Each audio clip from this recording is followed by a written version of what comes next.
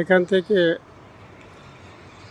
সূর্যের আলোর মাধ্যমে সোলার প্যানেলে বিদ্যুৎ সংগ্রহ করে এই যে এটা একটা পোলট্রি হ্যাচারি, এখানে সাপ্লাই দেওয়া হয়। পোলট্রি সেক্টরে একটা সমস্যা হচ্ছে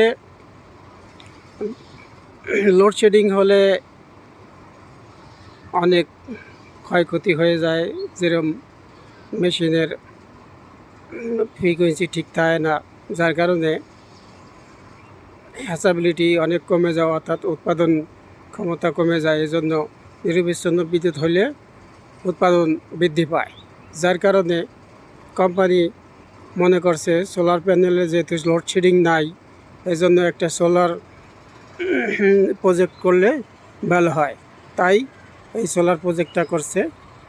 আপনারা দেখতে পাচ্ছেন বিশাল একটা সোলার প্রজেক্ট, সোলার সিস্টেম।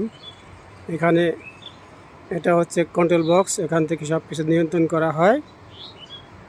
তাই যারা বড় উদ্যোক্তা আছেন, যাদের এরকম সোলার প্রজেক্ট দরকার, তারা এখান থেকে আইডিয়া নিয়ে সোলার প্রজেক্ট স্থাপন করতে পারবেন। এই যে দেখাচ্ছি সোলার প্যানেল।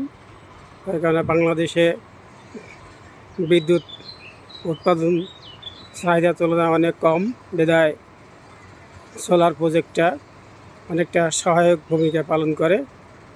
যেহেতু লোডশেডিং, সোলার প্যানেলে কোনো লোডশেডিং নাই, বিধায় নিরবিচ্ছিন্ন বিদ্যুৎ সরবরাহ করতে সক্ষম। তাই এখানে উৎপাদন ক্ষমতা বৃদ্ধি পায় এবং উৎপাদনের মাত্রা বৃদ্ধি পায়।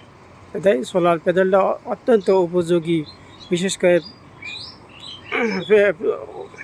ফ্যাক্টরির জন্য, পোলট্রি সেক্টরের জন্য আরও বেশি কার্যকর ভূমিকা পালন করে এই সোলার প্যানেল।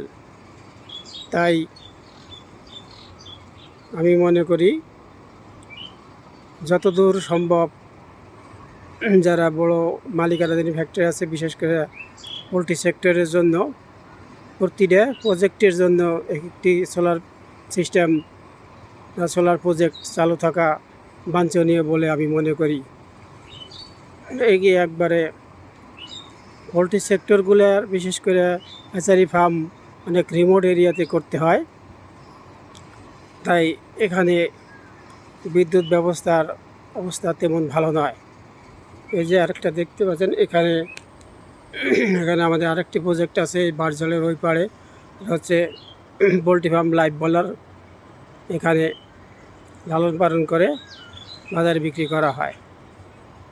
তাই আসুন আমরা সবাই মিলে